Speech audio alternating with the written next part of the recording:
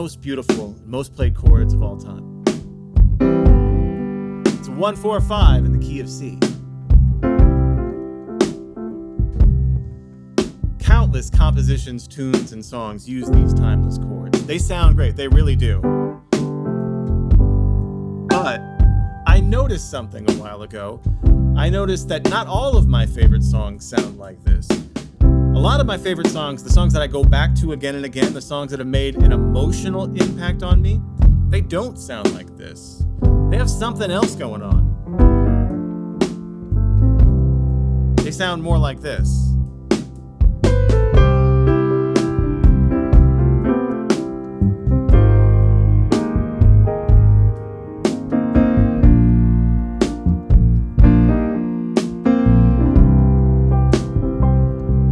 So good. These are chords that mix major and minor, dark and light, joy and sorrow. These are the songs that hit me like a freight train. In this video, we're going deep on maybe the most useful tool for composing impactful chord progressions, modal interchange. I'll show you some of the most iconic examples of modal interchange in music history and how composers and songwriters use this device to create a mood that literally goes beyond words. Most importantly, we'll take a deep dive into Cush chords, giving us a fresh way to practice modal interchange. This transforms simple chord progressions that you already play into the lush, beautiful progressions of your dreams. Let's get started. So the basics for modal interchange are actually quite simple if you know about modes. If you know that the chords in the key of C major are C, D minor, E minor, F, G, A minor, B diminished, and C, and you know that the chords for a C natural minor, like a C Aeolian, are C minor, D minor, E flat major, F minor, G minor, A flat major, and B flat major.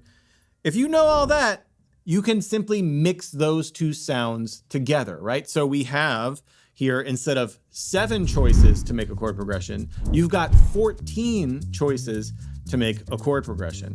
Let's check out some examples of amazing musicians using these two, C major and C minor, together and mixing them together. We'll start with Gnarls Barkley.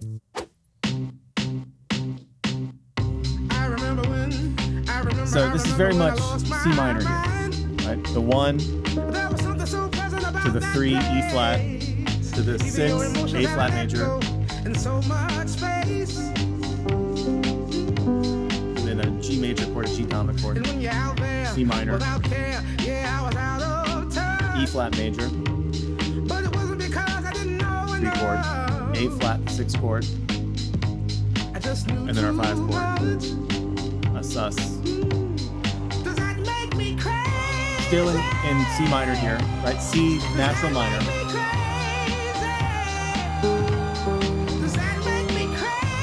Six. It's all good, but this is great. C major. To A flat major, that's the 6th chord of C minor. To E flat, that's the 3 chord. So that one C major, that one time, is insanely impactful. It's so crazy impactful. I realize the language I'm using around this song, but it really makes a huge difference. That's the power of modal interchange. Oh, hey there.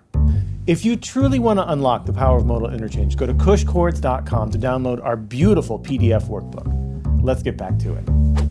Let's check out an example on the polar opposite end of the spectrum, but it's equally, if not more, impactful. This is from a famous French composer.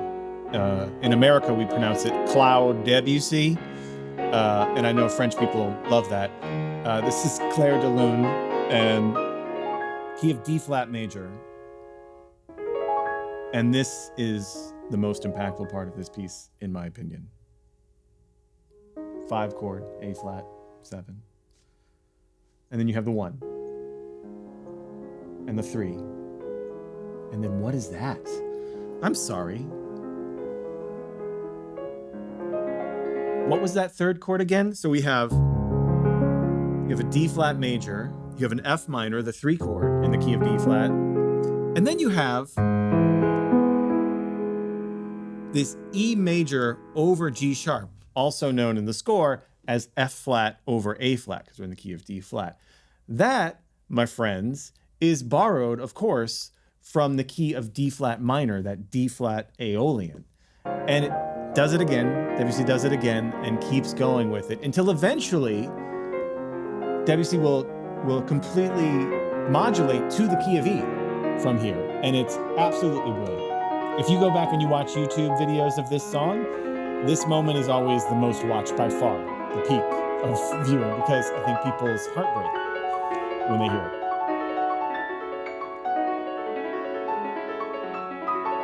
Beautiful. Let's check out another version. For our last example, Philadelphia is in the house. Hall & Oates. This is I Can't Go For That. No, can do. These guys love them some modal interchange, and this is a beautiful example. We're just starting off here on our F minor 9 chord. Crazy great sounds, setting up the vibe. We go to the key center, C minor.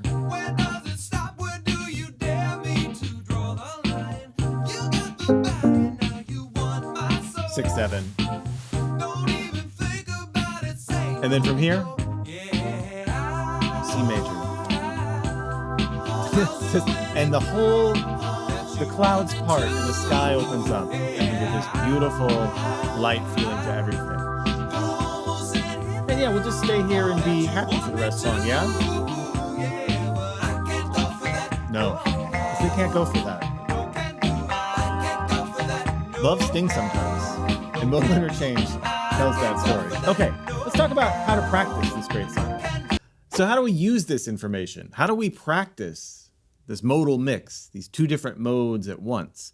It's a composition tool more than anything, so it's kind of hard to just say, well, just compose with modal interchange, but there are a few games that you can play that kind of help unlock how to use these. You could literally do an exchange of the chords in the mode. So if we take a basic chord progression in C, 2, 3, and like a 1, a 2, a 6, and a 5. Right, C major, D minor, A minor, 7, and G7. It's a pretty standard kind of progression. But I like it because it sounds good and it goes somewhere. Now, what if we, instead of playing this from the Ionian mode, from the C major mode, what if we swapped out the natural minor, the C Aeolian? What would that sound like? Check it out. Everything but C. So the C stays major. Everything else is from that C minor, that C Aeolian. Right? So we still have the 1 in major, but the 2 is from C Aeolian. The 6, A flat major. The 5, G minor. Right? So C major, D minor 7 flat 5, A flat major. Let's go back to the C major. Check out the Aeolian again.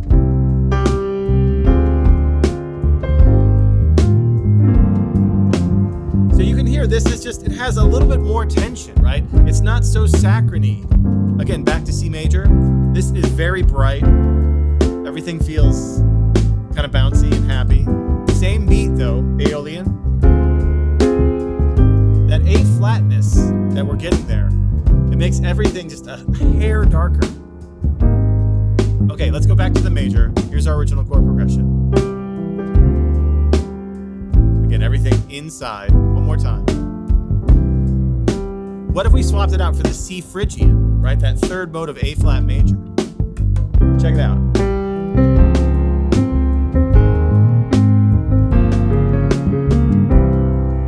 D flat major is the 2, A flat is of course the 6, and the 5 is a G flat, sorry, G minor 7 flat 5. The new note here is that D flat. Let's go back to our original from C major. Right, 1, 2, C Phrygian. Again, 1, 2, 6, 5. The 1 is always major for our purposes here today. All right, back to the major. Is that something? we did C Dorian? Take our C major progression here and we did a C Dorian. Let's hear how that would sound. Here we go. 3.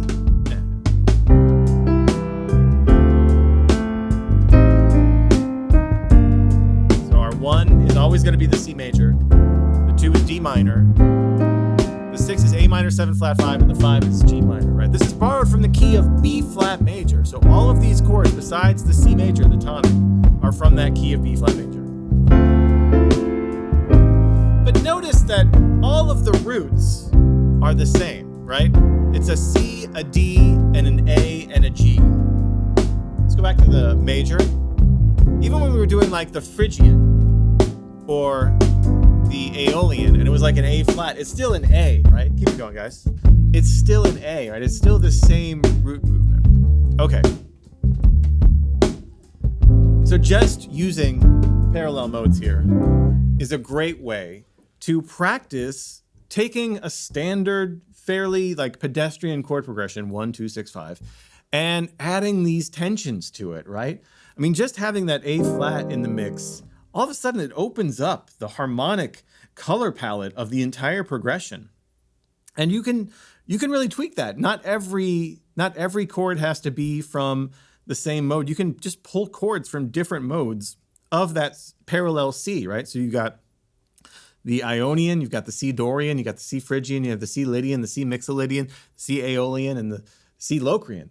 Those are all the modes of a C major scale, right? And so you can parallel any of those with a chord progression in C major, and it's gonna sound pretty cool. Some are gonna sound better than others. Now, this is fine. This is a great way to do it. There's a way that I love even more. It's a game we've developed here at Open Studio that we call the Cush chord game. And I'll talk about why we call it Cush chords at the very end. It's the same principle. So we're gonna do the same 3 different scales, the C Aeolian, the C Phrygian, and the C Dorian. But instead of thinking about them as parallel C minor scales to C major, we're gonna think about them from their parent key. So C Aeolian, right, is the 6th mode of E flat major, right? That C natural minor, that's the relative minor in the key of E flat. There's an E flat, an A flat, and a B flat, right? That C Aeolian is just the E flat major scale, C to C, right? So I like to think about, what if we took parallel major keys? So the key of C major and the key of E flat major, and we kept the C the same, but we used the same chord progression and moved everything but the C up to E flat major. So this isn't the same as using the parallel minor, right? If we did that, our 1, 2, 6, 5 in C, we move everything but C up to E flat major. Well, the 2 chord in the key of E flat is not D minor 7 flat 5, it's F minor 7, right? And the 6th chord is not A flat major like it is with the C Aeolian, it's C minor, right? That's the 6th chord in the key of E flat. And the 5 chord is a B flat 7. So let's hear how our original chord progression sounds in the major again, just to get it in our ears. And let's hear that E flat Cush chord version. 2, 3, All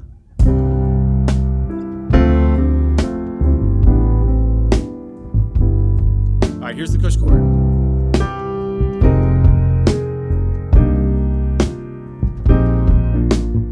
Again with the Cush chords.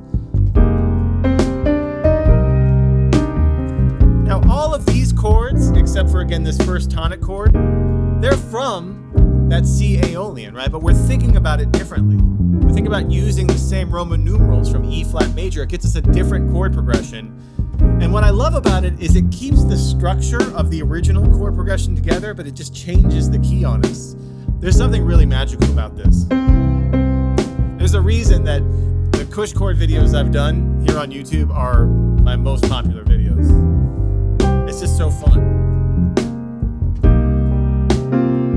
Let's go back to our original major. 1, 2, 6. Let's try it with our Phrygian Cush chords, right? So we'll use from the key of A flat. Second page. So 1, 2 in the key of A flat, 6 in the key of A flat, 5 in the key of A flat. How great is that?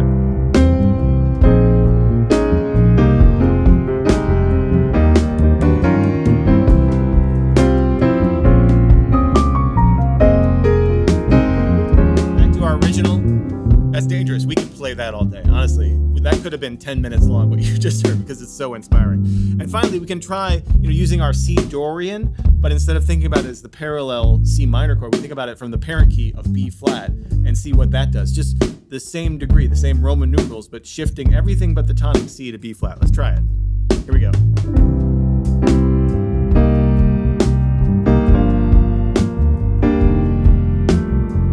Something kind of magical about that. Again, it's 1 and then 2 in the key of B flat, which is C minor, 6 and 5. Isn't that funny?